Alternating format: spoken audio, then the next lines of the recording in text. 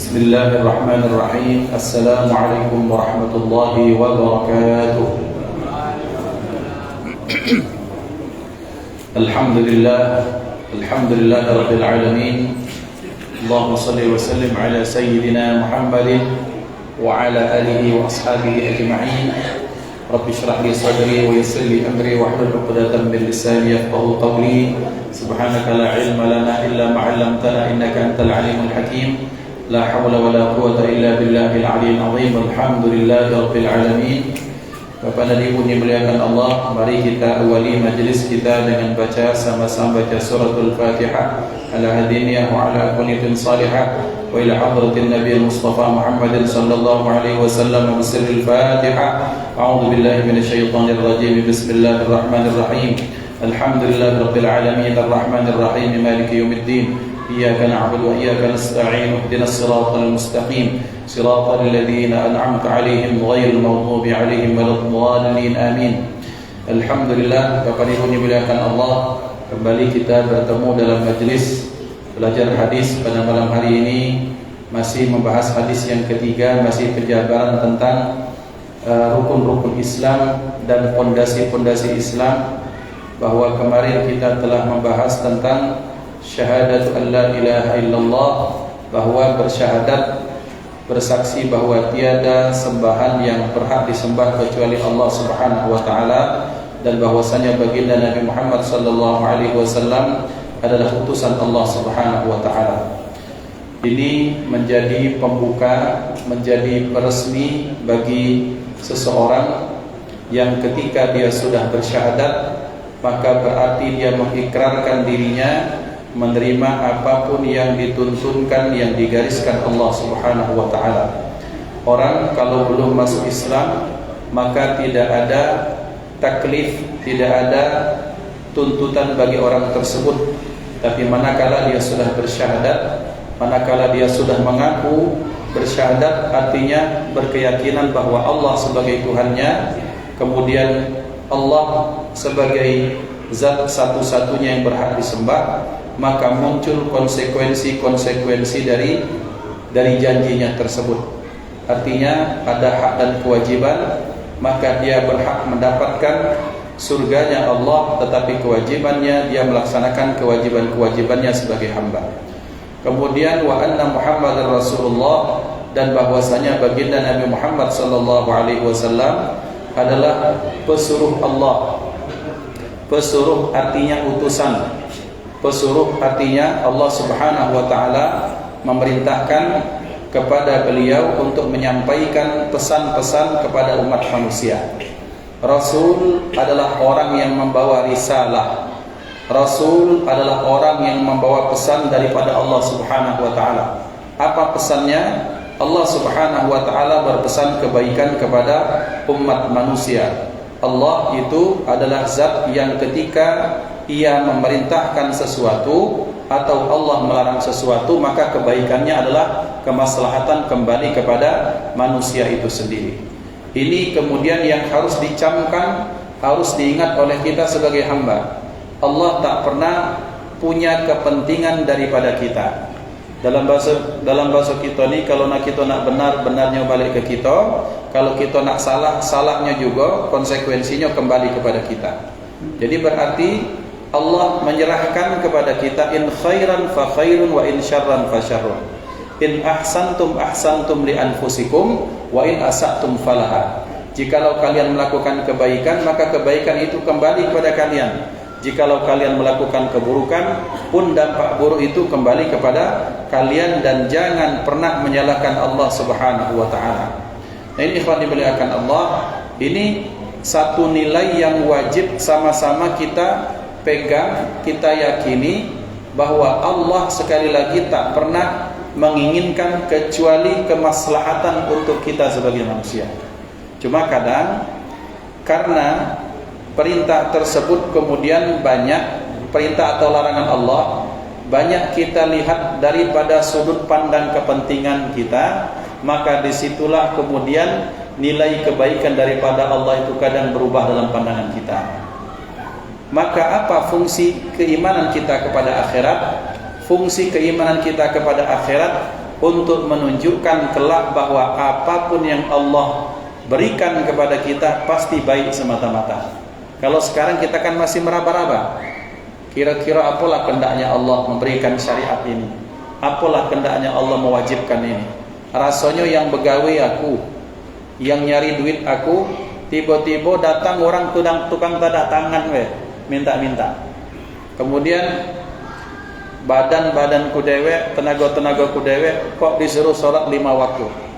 Kemudian aku ngumpulkan duit bahkan sampai nunggu sampai 16 tahun harus berangkat ke Mekah. Apa kepentingannya? Maka kepentingannya adalah untuk kepentingan kita semuanya. Kalau galak payo kata Allah, udah galak ya sudah. Jadi Allah tuh sebenarnya sangat santai kepada kita. Yang tidak santai itu kita. Santainya Allah itu adalah bahwa Allah sudah jelaskan bahwa kalau kamu lakukan kebaikan ya untuk kamu sendiri. Kalau kamu lakukan keburukan maka itu pun siap-siap dengan resikonya. Nah, pembawa berita pesan Allah itu namanya Rasul. Dalam bahasa Inggris messenger. Rasul itu adalah manusia yang membawa pesan-pesan daripada Allah yang mereka wajib menyampaikan. Ada yang diberikan Allah berupa berita tentang sesuatu, pengetahuan, wahyu, tapi tak wajib menyampaikan, namanya Nabi. Sementara yang wajib menyampaikan namanya Rasul. Puncak dari skala Nabi dan Rasul itu adalah baginda Nabi Muhammad sallallahu alaihi wasallam. Kemudian selanjutnya wa iqamus shalah. Apa makna iqamus shalah? Maka para ulama menyatakan mendirikan salat itu beda dengan sekadar mengerjakan. Allah memerintahkan wa aqimus sholata wa atuz zakah. Dirikan salat, tunaikan zakat. Apa makna mendirikan? Maka makna mendirikan itu al-muradu al-muhafadzatu 'ala sholati wal qiyamu biha fi awqatiha. Yang pertama, mendirikan salat itu mengerjakan salat, menjaganya, kemudian mengerjakannya pada waktu-waktunya. Syukur-syukur di awal-awal waktunya. Itu makna pertama, makna dari mendirikan salat. Kemudian yang kedua, mendirikan salat itu artinya wa ada'uha kamilatan bi syurutiha wa arkaniha. Jadi yang satu tadi apa makna mendirikan salat? Mengerjakan salat sesuai dengan waktunya. Jadi kalau subuh ya subuh, bukan waktu zuhur. Itu maknanya. Yang kedua, maknanya adalah mendirikan salat itu mengerjakan salat disertai dengan menyempurnakan syarat-syarat dan rukun-rukun salat. Artinya di sini dibutuhkan ilmu fikih di situ. Tidak sekadar kita salat-salat saja tapi kemudian salat tersebut menjadi tak bermakna.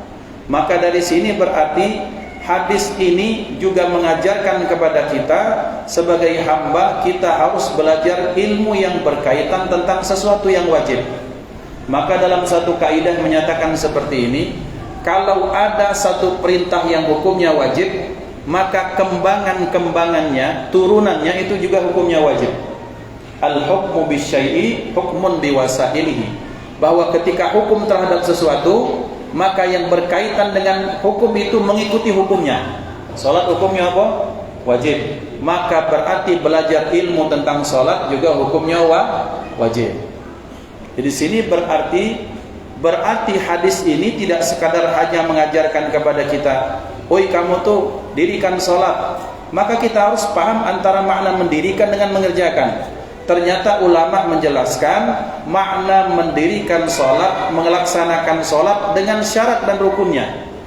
Syarat dan rukun itu apa? Belajar syarat dan rukun. Oh, berarti isyarat daripada Rasulullah kita ni harus belajar ilmu fikih, ilmu fikih.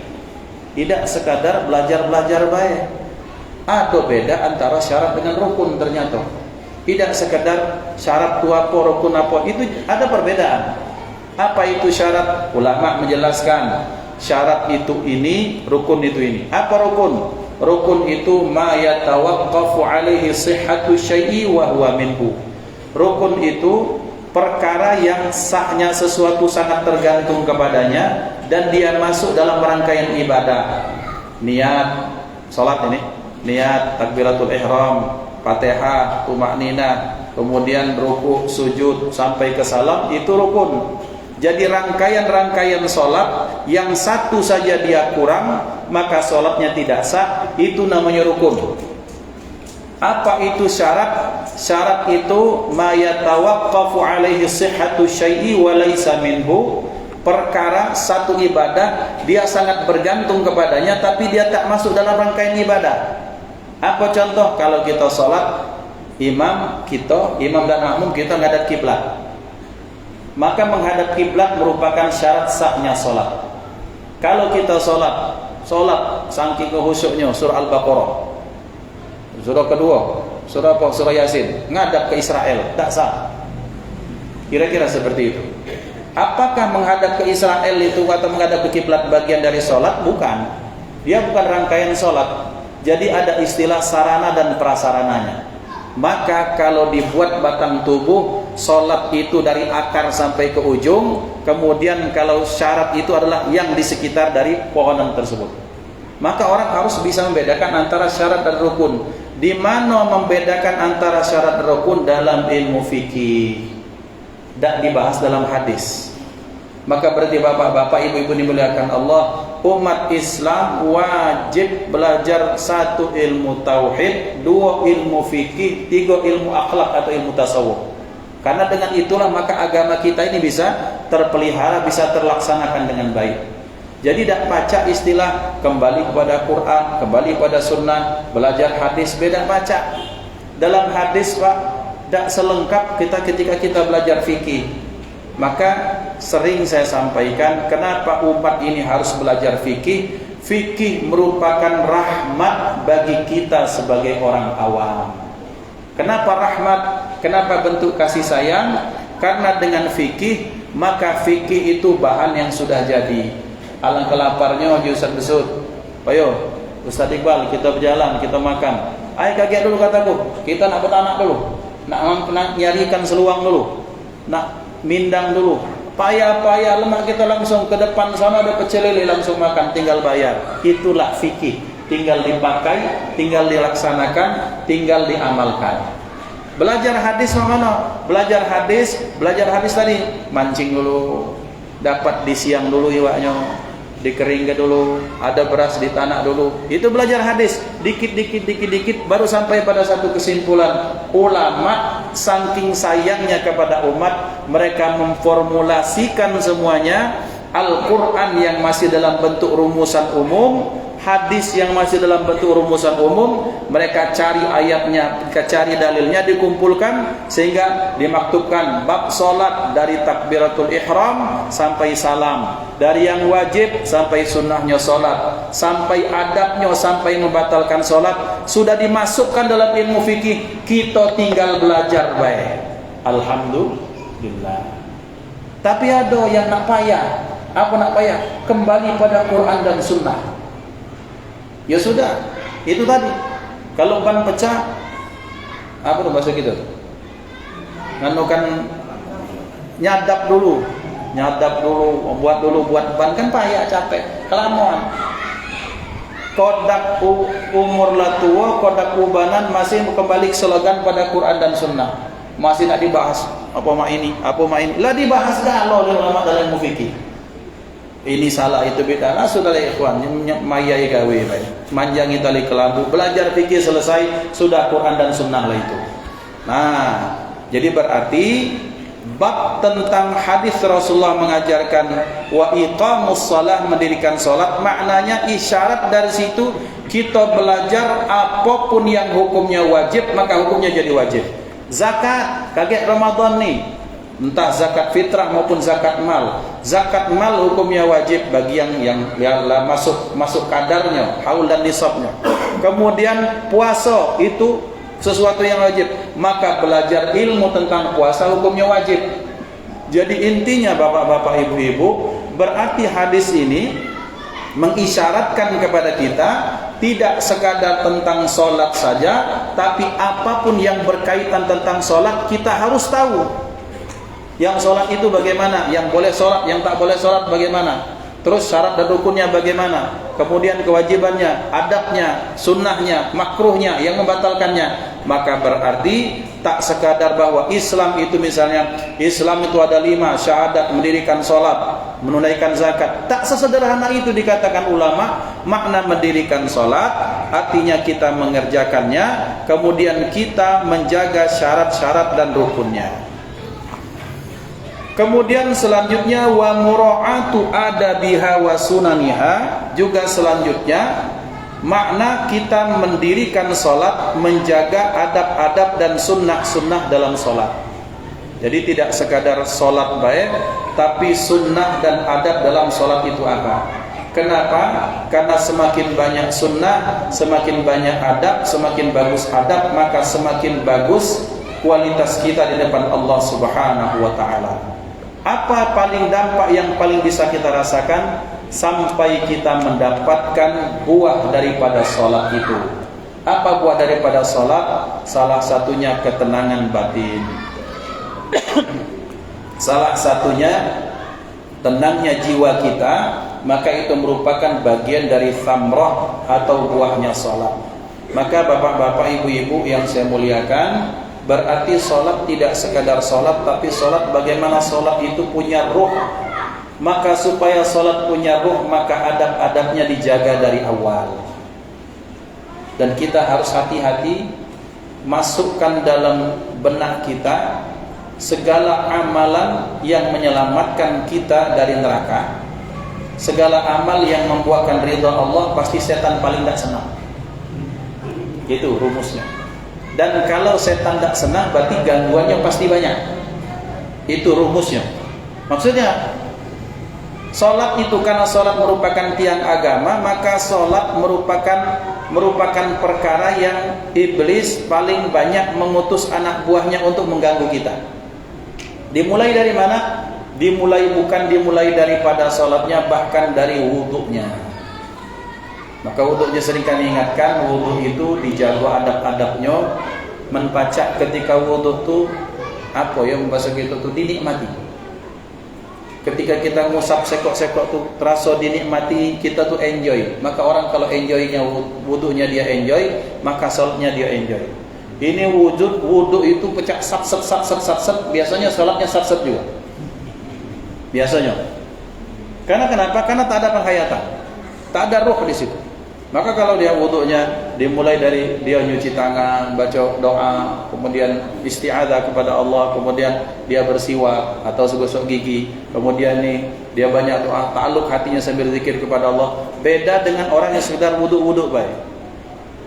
Nah, karena kenapa? Karena ketika sedang wudu seperti itu, nanti akan banyak utusan-utusan iblis yang akan ganggu, utusan setan. Jin-jinnya itu apa? Kaget kalau kita lah nyuci kepala, tiba-tiba dibikin ragu, aku tadi lah niat belum ya? Lah sampai ke kaki, aku tadi masuk tangan apa tidak?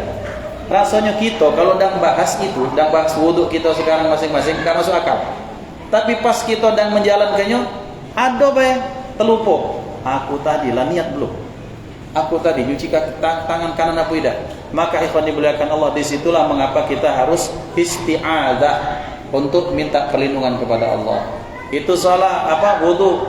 Pas selesai wudunya, bagaimana adabnya? Adab wudu, maka lihat. Kembali lagi saya sampaikan bahwa apapun yang berkaitan dengan sholat, berarti syaratnya sholat itu kita bersuci. Nah, syarat bersuci itu kan ada bersuci dari hadas dan najis. Berarti kita juga harus paham najis, paham dengan hadas. Berarti kita harus tahu apa itu najis, apa itu hadas. Ternyata kembangan dari iqamus shalah itu bukan sekedar salat baik, tapi kita harus belajar thaharah, belajar ilmu tentang bersuci. Karena salat tak akan sempurna, tak akan diterima kecuali kita bersuci. Bersuci berarti kita tahu wudu, kita tahu tayamum, kita tahu mandi wajib. Kemudian kita tahu pembagian air, kita tahu pembagian hadas, kita tahu bagaimana cara menghilangkan hadas dan najis. Ternyata kata-kata Rasulullah dengan wa iqamus shalah, dua kata ini melahirkan ilmu yang sangat banyak. Itu konsekuensinya. Maka itu tentang wa iqamus shalah. Maka ikhwan dimuliakan Allah Subhanahu wa taala. Masuk misalnya bab salat. Ini sudah bab tentang salat. Orang kalau salat Pak, ada salah satu jenis, saya pernah sampaikan apa, zalambur atau apa. Jadi ada jenis rombongan jin itu yang diutus untuk mengganggu manusia ketika sholat. Makanya kadang sholat itu Pak Ibu, kadang kita ini dibuat kadang rasa lucu sesuatu yang tak lucu. Nak sholat berjamaah, colak-colek, senggol-senggol dengan kawan, bergesa-gesa. Jangan saling tunjuk Pak. Ya, jangan saling tunjuk. Buka kartu itu namanya. Ya, kita galau-galau. Aku juga mah itu. Ya. Artinya apa? Karena kita ini memang Pak, setan itu kan innahu yarakum huwa wa qabiluhu min haitsu la tarawnahum. Setan itu, iblis itu dengan anak buahnya itu terus 24 jam untuk menggoda kita dan tanpa kita tahu mereka itu di mana. Tapi terasa dalam dampak gitu. Olehnya main ini Pak, kita kalau selesai sholat kadang gesahan sebelum sholat tuh sama tapi kadar lucunya beda. Sebelum sholat tuh kita dibikin nak tertawa, dibikin tak serius, dibikin banyak hal-hal yang tak penting jadi penting. Lah nak komat, bentar, setengah batang belum selesai. Misal hal-hal seperti ini ya ikhwan, atau kaget dulu lemak masbuk baik kira-kira. Ada hal-hal yang ternyata kalau kita pikirkan secara benar-benar ternyata itu bagian dari tipu daya anak buahnya setan. Supaya apa? Supaya kita satu tidak ikut takbiratul ihram. Itu satu. Yang kedua supaya apa? Supaya kita tak khusyuk. Yang ketiga supaya apa? Supaya nilai sholat kita berkurang. Bapak-bapak, ibu-ibu dimuliakan Allah, menurut Al-Imam Al-Ghazali rahimahullah radhiyallahu anhu, setan itu ketika dia tak bisa menjerumuskan kita kepada yang diharamkan, maka minimal bagi setan itu adalah kita dapat pahala sedikit dibandingkan yang banyak. Karena untuk mendapatkan pahala yang banyak bagi seorang hamba itu dia merasa rugi. Pernah diceritakan dan betul-betul terjadi. Satu saat ya di zaman dahulu, betul-betul riwayat ini betul terjadi. Kisah ini masyhur sekali. Ada seseorang yang salat. Dia keluar dengan membawa kita tameng. Nah ketika dia bawa tameng itu keluar, namanya di dusun kan di Arab waktu itu, dia bawa kendil, tiba-tiba kemudian dia jatuh, itu pecah. Akhirnya ketika pecah itu, kemudian dia balik, kemudian dia apa? Dia balik lagi, dia berbasuh, memandi, pakai ganti baju yang baru, dia berangkat lagi. Nah kemudian dilihatnya, kemudian dia keluar lagi, terpeleset lagi, kotor lagi kan, karena hujan, balik lagi, dicuci lagi badannya, kemudian dia ganti baju, berangkat lagi. Berangkat yang ketiga, tiba-tiba pas dia keluar, ada orang sudah nunggu, bawa serongkeng. Bakso kita mah itu kira-kira. Nak kemana Jo? Nak kemana? Nak ke Nurul Persada. Payo kuantar, diantar. Pas lah diantar, orang antar depan, payo sholat. Tidak, aku tidak sholat. Payo masuk, lajulah sholat. Kayak aku tunggu. Selesai sholat, masih nunggu orang itu.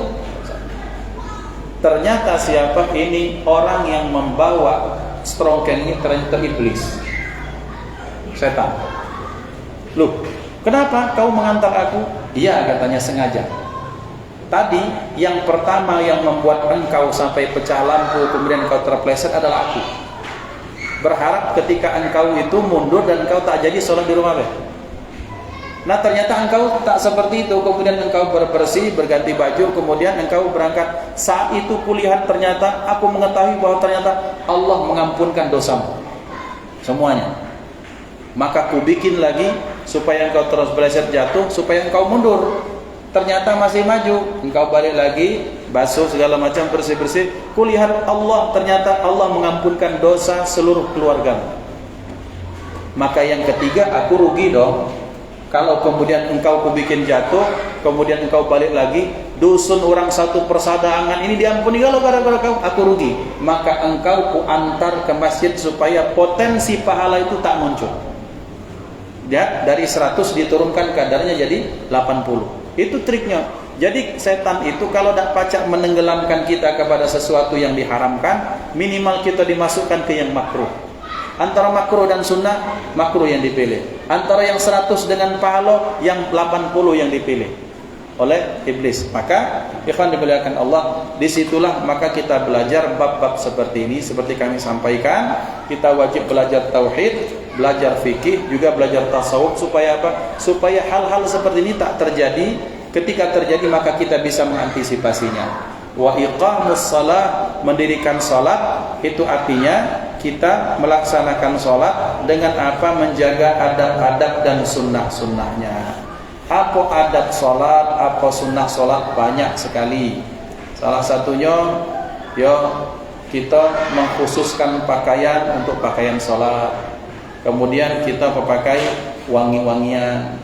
Kemudian selanjutnya kita mengkhusyukkan hati, mentadarukkan hati. Kemudian kita menjaga suara. Adab sebagai makmum tidak mendahului imam, juga tidak apa. Kemudian suara tidak lebih kencang daripada imam. Nah, ini bagian adab-adab daripada salat. Apa kemudian hasilnya? Innas salata tanha 'anil fahsya'i wal munkar. Sesungguhnya salat itu mencegah dari perbuatan keji dan munkar. Ustaz, di Indonesia banyak orang Islam, masjid ramai, korupsi juga ramai. Mak mano, apakah yang salah salatnya? Tidak. Yang salah oknumnya. Mak mana salatnya? Ya salatnya wallahu alam diterima atau tidak, minimal dia sudah melaksanakan salat. Ada anggapan saya tak apa-apa, tak salat, yang penting tak korupsi. Yang lain ada bagaimana Ustaz, dia salat tapi masih korupsi. Maka kita katakan salatlah engkau sampai kemudian buahnya bahwa sadar bahwa korupsi itu ada kesalahan. Salat tetap wajib, korupsi tetap haram. Yang keduanya tetap tidak akan bertabrakan. Orang yang baik tetap dia tidak akan korupsi dengan salat. Karena kenapa? Salat merupakan kewajibannya kepada Allah. Orang tidak akan ketika salat tak akan korupsi. Karena kenapa? Karena buah daripada salat melahirkan muraqabah, rasa diawasi Allah Subhanahu wa taala. Selanjutnya yang berikutnya wa ita'uz zakah, yang berikutnya menunaikan zakat. Bapak-bapak, apa makna zakat? Zakat itu secara bahasa satu maknanya suci. Jadi orang kalau orang itu mengeluarkan zakat, maka berarti dia mensucikan hartanya. Kira-kira kalau kita kumpulkan ada air, kemudian ada genangan yang tak bagus, kita keluarkan genangan tak bagus itu sehingga air itu menjadi suci. Atau ketika kita ada beras 5 liter, 4 liternya bagus, 1 liternya kutuan, maka yang kutuan itu kira-kira kita buangkan kira-kira kutunya, maka itu fungsi zakat. Cuma masalahnya adalah di dalam harta kita, harta itu kan berbaur.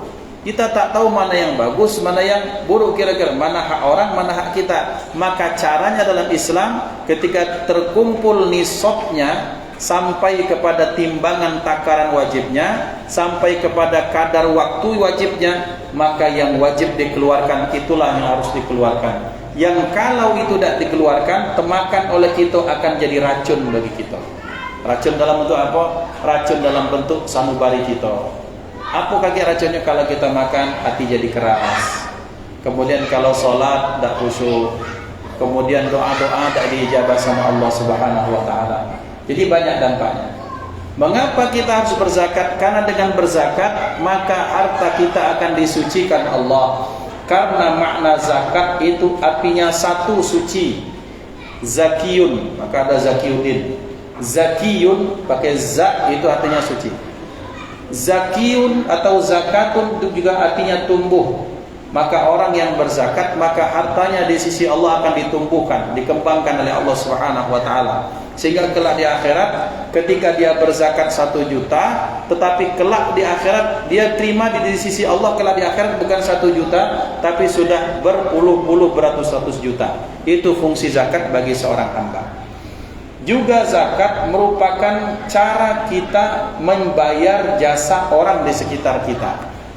Sering sekali saya sampaikan bahwa hidupnya kita ini sangat bergantung pada orang lain. Dak katik di antara kita ini yang melekat di kita tuh murni punya kita semua. Bantuan orang, peci beli di toko, ada yang bikinkan peci, baju, segala macam. Intinya adalah bahwa keseharian kita sangat bergantung kepada jasa orang lain. maka cara Allah mengajarkan kita untuk membayar jasa orang lain adalah harta yang kita dapatkan diberikan kepada orang-orang yang membutuhkannya. Wa fi amwalihim haqqum ma'lum lis-sa'ili wal mahrum, bahwa dalam harta kita itu terdapat hak untuk orang-orang yang memang berhak menerimanya. Bapak dan Ibu, dalam salah satu penelitian dinyatakan bahwa potensi terbesar di dunia ini bukan sektor migas. Indonesia, kalau pengelolaan zakat, infak, sedekah, wakaf, hibahnya benar, bahkan sektor income negara itu bisa kalah, Pak, APBN-nya. Umat Islam itu berapa sekarang? Anggaplah 200 juta. Yang kayanya berapa? Satu orang mengeluarkan zakatnya sekian saja, itu dikelola dengan benar, itu habis orang miskin. Tapi yang jelas dengan amanah. Maka kita lihat yang terjadi di zaman di era Khalifah Umar bin Abdul Aziz. Khalifah Umar bin Abdul Aziz ini dikenal sebagai Khalifah Khulafaur Rasyidin yang kelima. Kalau Khalifah kan ada 4 ya, Sayyidina Abu Bakar, Sayyidina Umar, Sayyidina Utsman, Sayyidina Ali. Katanya ada Khalifah yang kelima, Umar bin Abdul Aziz, disamakan keadilannya. Kenapa? Karena saking takwa dan amanahnya. Jadi beliau pernah memerintahkan kepada timnya, kalian, kata beliau, carilah di seluruh pelosok negeri Islam dan dalam wilayah kekuasaan kita, siapa orang yang belum dapat zakat, berikan zakat. Maka ketika dicari-cari, survei, Pak, balik lagi, tangan kosong. Ngapa? Wahai Khalifah, ternyata kami tak menumpukan orang yang berhak menerima zakat. Ngapa? Karena semuanya sudah berhak menjadi muzaki, pemberi zakat. Kata beliau, cari di negara tetangga-tetangga kita ada nggak yang berhak menerima zakat? Nggak katib juga. Kan yang akhirnya kata beliau, kamu naik ke pohon-pohon. Ngapa? Jingok, kalau biar ada burung, ada semut yang tak makan. Aku takut akan ditanya oleh Allah pada masa Khalifah Umar bin Abdul Aziz, ada makhluk Allah, ada burung, ada kucing yang kelaparan. Ini sektor zakatnya itu, Pak, jalan. Maka ketika sektor zakatnya jalan itu, maka seluruh kemiskinan itu bisa diselesaikan. Berarti sektor zakat ini kalau dikelola dengan benar, Pak, sangat bagus. Cuma sayangnya kadang-kadang satu orang kita tuh pengen tak puas kecuali zakat dia dewek keluarga zakat. Tak puas mentak minjuk ke dewek. Kemudian tak di-manage dengan baik sampai ada kejadian hilang nyawa. Tiap tahun terjadi. Ini ego namanya. Ego bagaimana ego? Aku kan duit ku dewek. Betul. Aku muzaki, betul. Aku punya panitia, tapi ketika dengan gara-gara Anda tak mampu menyelamatkan 1-2 nyawa, ada orang pingsan segala macam, itu sudah namanya ego. Ya sudah, serahkan baik kepada pemerintah, serahkan kepada badan-badan yang profesional. Supaya apa? Supaya pengelolaannya, tata kelolanya bagus, profesional, tepat sasaran, kemudian tak menimbulkan dampak yang buruk. Karena kemarin kan banyak di mana di TV di Jawa kan ada orang antri zakat, kemudian ternyata ada yang pingsan, bahkan ada yang meninggal, naudzubillah, semua naudzubillah. Pengen yang melaksanakan kewajiban tapi malah melakukan hal pelanggaran, itu kan bahaya sekali, butuh ilmu. Maka Bapak dan Ibu, berarti zakat ini sektor yang sangat menjanjikan kemakmuran umat Islam, yang kalau betul-betul dikelola dengan baik itu Masya Allah menjadi potensi yang luar biasa. Nah, zakat itu ada zakat fitrah yang wajib, ada zakat mal. Ini zakat yang mana? Tentunya zakat mal. Kalau zakat fitrah ma'ruf semuanya sudah hafal. Maka berarti kembali kepada kaidah yang pertama, jikalau zakat hukumnya wajib, maka umat Islam kita galau-galau wajib belajar ilmu tentang zakat. Harus belajar apa beda zakat, apa beda sedekah, apa hibah, apa wakaf, apa. Kemudian jangan sampai yang terjadi, banyak terjadi kasus tak pacak membedakan antara wakaf, tak pacak membedakan antara hibah, tak pacak membedakan antara sedekah dan zakat. Akhirnya infak, sedekah, bingung, kemudian salah dalam tasarrufnya, salah dalam mengeluarkannya. Itu bahaya. Maka umat Islam wajib belajar ilmu tentang zakat, tentang perwakafan, tentang perhibahan. Contoh Pak, contoh. Satu kasus. Ada orang berwakaf, wakaf nih ya, wakaf. Artinya wakaf itu lepas Pak. Maka orang kalau sudah diamani wakaf itu bahaya sekali. Akhirat itu nunggu. Azab Allah akan nunggu kalau tak benar. Saya wakaf. Saya punya tanah, saya wakafkan untuk pesantren. Maka anak saya haram nyecul-nyecul itu. Jangan sampai merasakan bapakku dewe, abiku kata akan abi genjo. Kalau sudah wakaf itu lepas ya ikhwan. Satu. Yang kedua, wakaf itu harus sesuai dengan akadnya. Ado. Terjadi. Saya mewakafkan untuk masjid. Tiba-tiba ada yang menyatakan, daripada masjid, Ustaz, ada sebagian masjid kita tetap dulu, kalau ada tempat yang lebih dikit, kita bikin kafe atau warung. Yang warung ini adalah untuk memasukkan masjid. Ya tidak boleh wakaf masjid galau, ya masjid itu masjid galau. Jangan direkayasa lagi. Banyak orang macam-macam. Apalagi yang mewakafkan siapa, yang ngelolanya siapa, untuk apa lagi dipakai oleh anak cucunya? Na'udzubillah. Jangan bikin kuburan orang tua kakek kamu sempit gara-gara hal tersebut. Hati-hati. Allah itu tak tidur. Kalau akadnya wakaf, ya wakaf. Banyak segala macam. Berarti belajar lagi bab tentang wakaf. Kalau tak paham, kita ni membaca nolong umat bak kita ni masuk surga, bukan masuk neraka. Kita ni membaca nolong kakek-kakek buyut-buyut kita ni berlenggang itu ketika masuk hisabnya Allah, bukan tambah bikin mereka sesak serat susah gara-gara anak laku cucu. Ini tolong diperhatikan. Kalau sudah apalagi atas nama orang banyak, atas nama wakaf ini itu, hati-hati ya ikhwan, hati-hati. Akhirat apa kita ni dana mati lagi gara-gara duit dikit. Ini tolong dicamkan ya. Baik, kita tutup bab seperti ini. Bab wa ita'uz zakah, menunaikan zakat. Kemudian wa hajjil baiti, berikutnya berhaji ke rumah Allah. Ini bapak-bapak sekarang banyak ungkapan, Ustaz, mana didahulukan? Aku nak umrah, aku nak haji. Haji ni Ustaz 70 juta, umrah 35. Ya haji, umrah. Umrah kita ni sunnah hukumnya. Haji wajib. Mana yang wajib? Ya wajib. Tapi kalau tak ketemu Ustaz, yang pentinglah niat, yang pentinglah daftar. Itu dulu. Karena kenapa? Karena seseorang kalau sudah pasang niat, sudah ada aksinya, sudah dicatat untuk melakukan. Sekalipun ternyata sampai usia 70 tahun berdentang kita mati tak dipanggil-panggil. Tapi Allah sudah catat. Masalah kalau kita sudah daftar itu urusan kemenak, itu sudah urusan kita. Urusan rombongan orang-orang di pucuk, bukan urusan kita. Yang penting kita sudah daftar, kita sudah sudah dapat antrian, ternyata belum dipanggil, itu yang penting kita sudah niat. Kadang ada orang yang penting, Ustaz aku lagi ngok Ka'bah. Nah, disinilah keliru. Haji itu bukan perkara melihat Ka'bah. Haji itu perkara kita melaksanakan perintah Allah. Karena haji tidak di Ka'bah ya Pak, kaitannya. Yang penting Ustaz aku lah, siapa tahu boleh. Kira-kira kita kalau ada hitungan seperti ini, duitnya banyak, pengen umrah, untuk haji ada, silakan khair. Tapi kira-kira ada cukup untuk haji daftarkan untuk haji. Karena kenapa? Karena itu yang wajibnya. Kaget kalau daftar haji, umrahnya dapat juga kan. Wa atimul hajja wal umrata lillah. Tapi Ustaz sebagai pemancing, nah tak tahu kamu pacak pemancing itu silahkan juga.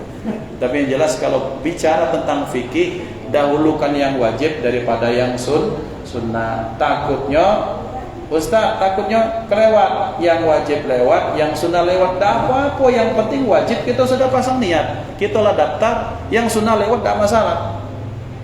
Kaget umrohnya dapat, tapi kemudian habis itu tak dapat duit haji lagi, duit lagi untuk melaksanakan yang wajib. Nah itu yang kita takut. Dan merasa sudah puas, alhamdulillah Ustaz, yang penting aku sudah umroh. Umroh yang kita lakukan sunnah. Sementara ketika kita punya kewajiban haji, ya haji. Maka jadi kapan wajib haji? Ya kalau kau sudah punya kewajiban, sudah ada kemampuan, maka silakan. Jadi fenomena umrah Ustaz, yang penting bisa umrah itu bagus. Itu berarti kita cinta dengan rumah Allah SWT. Tapi tetap fikih diutamakan. Maka berarti ikhwan dimuliakan Allah, bolehlah kita pasang niat umrah, tapi yang paling wajib pasang niat haji. Ustaz, mana duitku belum cukup? Buatkan khusus amplop haji. Tak pakai amplop, pakai gelok. Yang penting buat khusus haji. Bapak-bapak, ini filosofinya seperti ini. Kita kalau nabung 5.000, kita terus untuk haji, maka kita akan tergerak. 5.000 isi 10.000. Itu kan usaha namanya. Tapi daftar ida, nabung ida, ada keinginan juga ida. Rasulullah menyatakan bahwa kalau orang sudah mukmin kemudian dia tak pernah terbersit untuk melaksanakan haji, maka silakan pilih matinya Yahudi, Majusi atau Nasrani. Itu sabda Rasulullah. Ustaz, aku punya anak 11. Mana yang dahulukan, haji apa nyekolahkan anak? Para ulama menyatakan pendidikan sekarang termasuk hukum primer, maka dahulukan pendidikan anak. Ustaz, aku nih pengen ke Singapura, tapi pengen haji. Singapura dulu kan? Ya haji dulu. Ya, karena mana yang penting wajib. Ustaz, aku alhamdulillah lah ada mobil, tapi pengen nambah. Mana lah? Haji apa mobil? Ya haji jo. Pakai akal sehat lah, tak usah lagi nak jawab itu. Itu haji, hajjul baiti man istata'a ilaihi sabila. Kemudian dalam hadis ini wa shaumi Ramadan, juga puasa bulan Ramadan. Apa makna puasa? Puasa artinya menahan.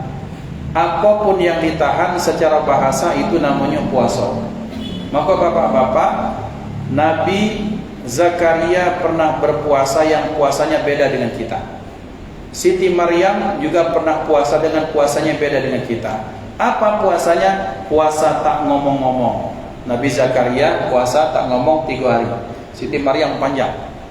Jadi inni nadartu lirrahmani shauma falan ukallimal yauma insiya. Bahwa dikatakan aku bernadar kepada Tuhanku untuk berpuasa, maka aku tak akan bicara dengan manusia selamanya, kata Siti Maryam.